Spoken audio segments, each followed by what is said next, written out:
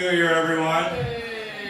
Speaking of Happy New Year, we might hear the famous tune tonight. That's what I've been hearing. So thank you for coming down. Good to see everyone. As you probably already know, tonight's presentation is on Rabbi Burns, about the supper. Obviously, one of the main reasons why I want to do this because it is that time of the year. Now, if you're like me, you probably took about 25 years to figure out that bagpipes are not Irish originally, and that there's this guy named Rabbi Burns who's kind of a big deal. So I think in order to sort of illuminate the topic tonight, I thought it'd be just worthwhile to do a presentation on it. So we're very gracious to have Kyle Dawson do the presentation tonight. I don't have the blurb on me, but anybody that knows Kyle, he's a very active member with the Caledonian Society, or in New York City, Caledonian Club, right? Is that correct? Yeah. Yes, okay. New York Caledonian Club and the National Company. Yeah, sorry, I'm getting a little bit mixed up there. Kyle also is the president of Tartan Week. He organizes that, which keeps him extremely busy. So I figured he'd be probably a good guy to ask to do this event tonight. So, and before we start, I just want to give a shout out to Corianne Armstrong, who could not make it out tonight. Everybody knows Corianne, a very big supporter of the group. She had a little bit of an accident. Thankfully, for the most part, she's doing pretty well. No major injuries, but she couldn't make it out tonight. So just want to keep her in our thoughts and prayers, and hopefully she'll be at the next one in March. So without further ado, Mr. Kyle Dawson. So, you guys can hear me, right? I don't need the microphone. I don't want to hold like a million things in my hand. So, if I'm not loud enough, yeah, you're okay? Yeah, excellent, great. Okay, so just a little bit about me. Like Chris said, I'm the treasurer for New York Caledonian Club. I've been the treasurer since 2010, 2011, something like that. I can't exactly remember the year I started there. I got on the National Tartan Day New York Committee in 2011, helping them out, and elected to treasurer of the National Tartan Day New York Committee in 2015, then elected to president in 2016. So I've been running it since 2016. I've been a piper not very long. I started piping when I turned 40, which is only 11 years ago. Didn't compete much until 2019, my first competition, and then COVID happened and I stopped competing and moved on. And then this year I competed more, and now I've upgraded to grade 4. Yeah. So, Robbie Burns. Everybody wants to know about Robbie Burns. There's fun facts about Robbie Burns, right? Robbie Burns actually was, he's Scotland's national poet. His bard, born in 1759 and died July 21st, 1796, the ripe old age of 37. Everybody thinks Robbie Burns died of alcohol poisoning. He did not. I'll get to that later, but just to point out, did not die of alcohol poisoning. Robbie Burns, Scotland's national poet, his bard. He was not born by that name. He was not known as Robbie Burns. His actual name was Robert Burness, and he changed his name at the age of 27. And he never actually used the name Rabbi. Everyone else called him Rabbi, but he never signed anything with the name Rabbi. He would sign it with Rob, Rab, Robin, or even, which is weirder, Spunley. I don't know why he would use that name, but never once did he ever sign anything Rabbi. Everyone else just knew him as Rabbi. There's more statues dedicated to Robert Burns in the world than any other religious figure after Queen Victoria and Christopher Columbus. Robert Burns apparently had an abnormally large head. He wore a hat size 8+. And if everybody who knows hat sizes, that's a fat head.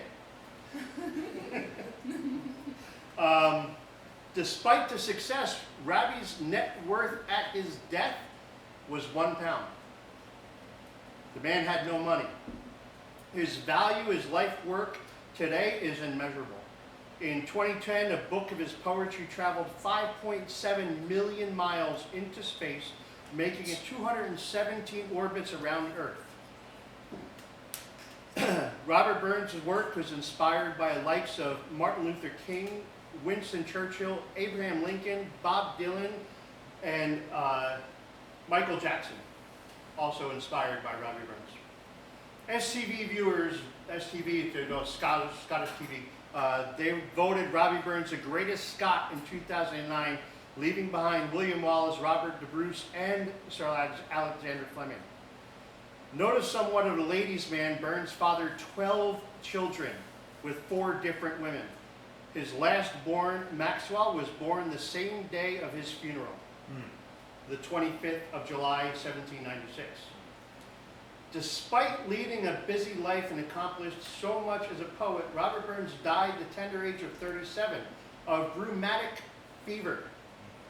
The case was an ordinary one of rheumatism with heart complications, shortness of breath, faintness, weakness, rapid irregular pulse, and towards the end, fever, parched tongue, delirium, presumably due to bacteriological endocrinosis, which developed as a terminal infection, not alcoholism.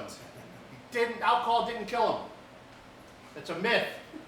The myth grew around Burns was reputed fondness of drink. We know that Burns was an avid drinker, loved his whiskey, loved his beer.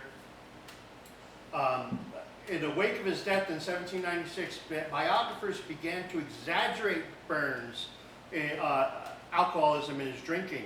In a memoir, journalist Robert Heron made inflated claims about Burns' supposed moral disposition. So it was a lie. Self-professed patriot and sentimental Jacobite, Burns venerated national heroes such as Robert the Bruce, William Wallace, and Bonnie Prince Charlie.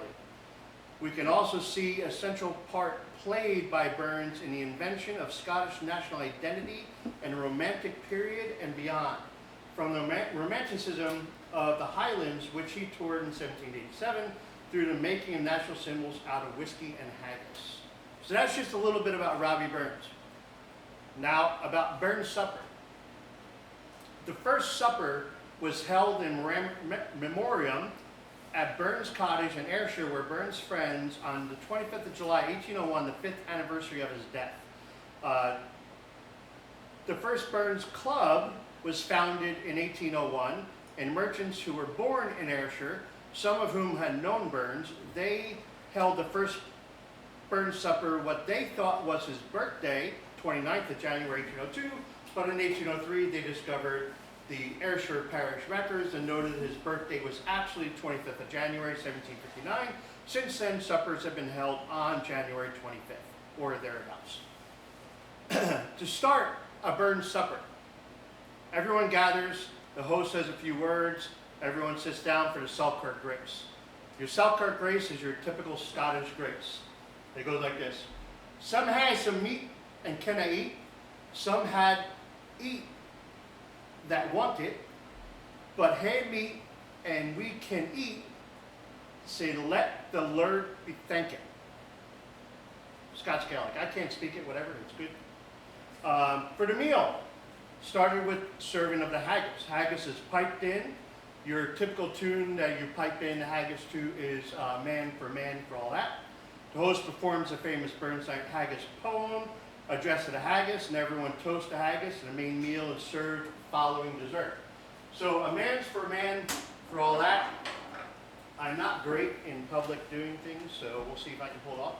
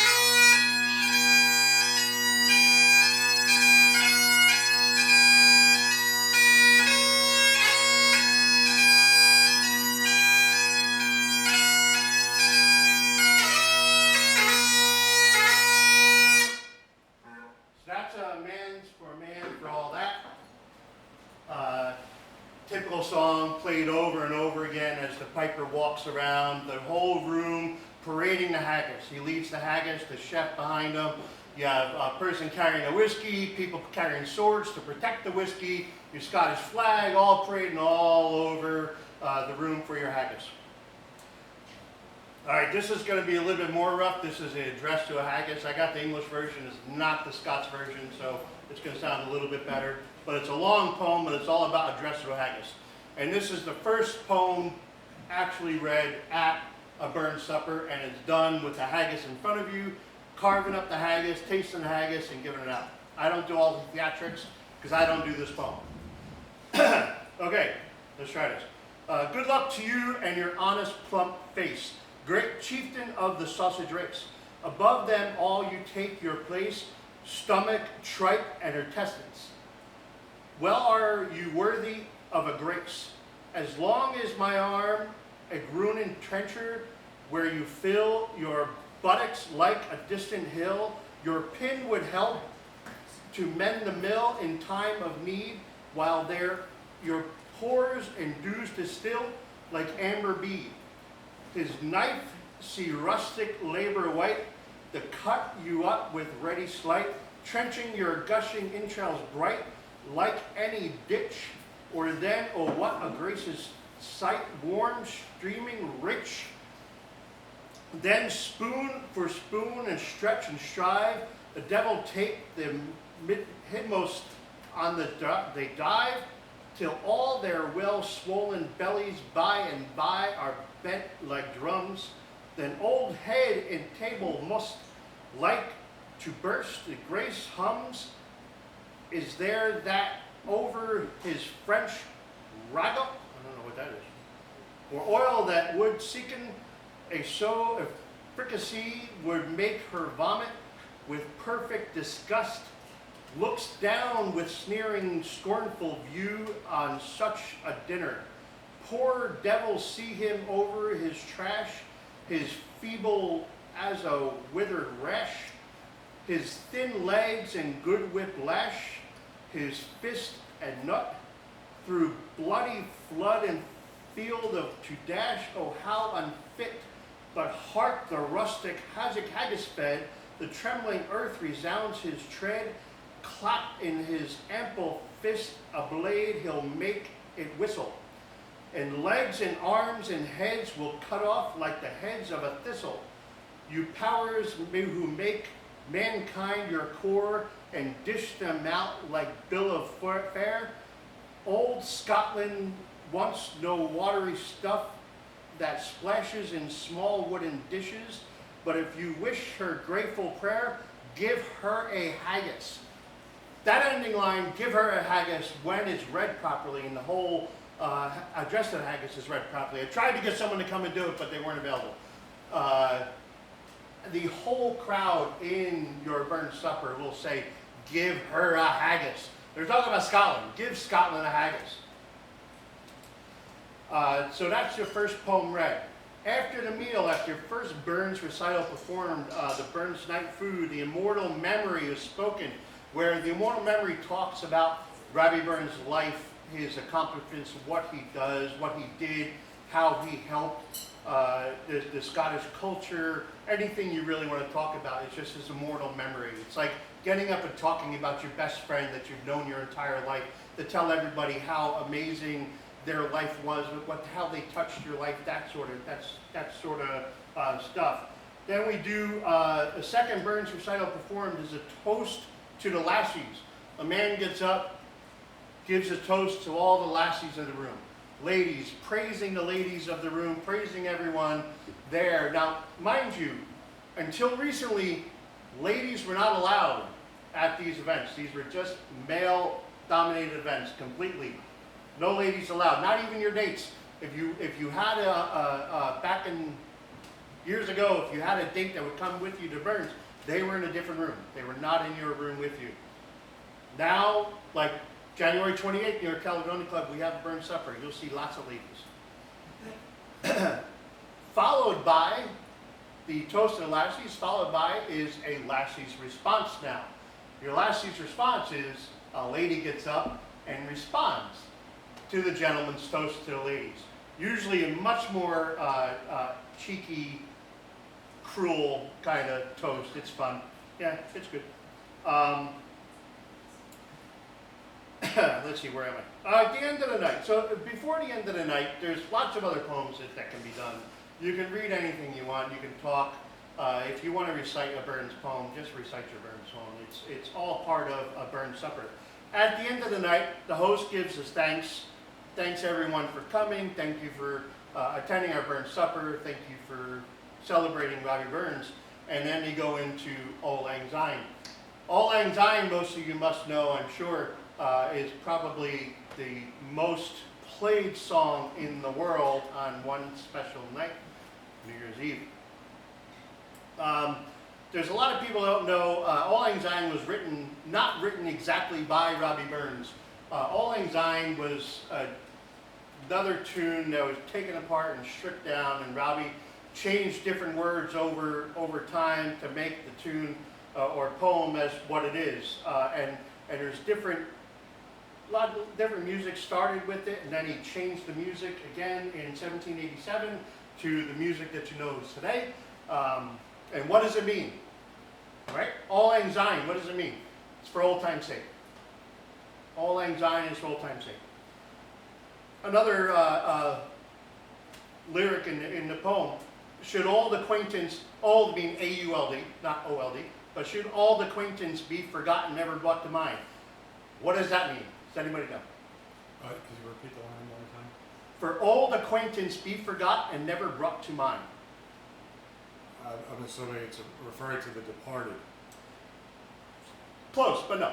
It's a theoretical question. The speaker is asking whether old friends should be forgotten as a way of stating that obviously no one should forget one's old friends, whether they're dead or alive. Always remember the people you grew up with, your old friends.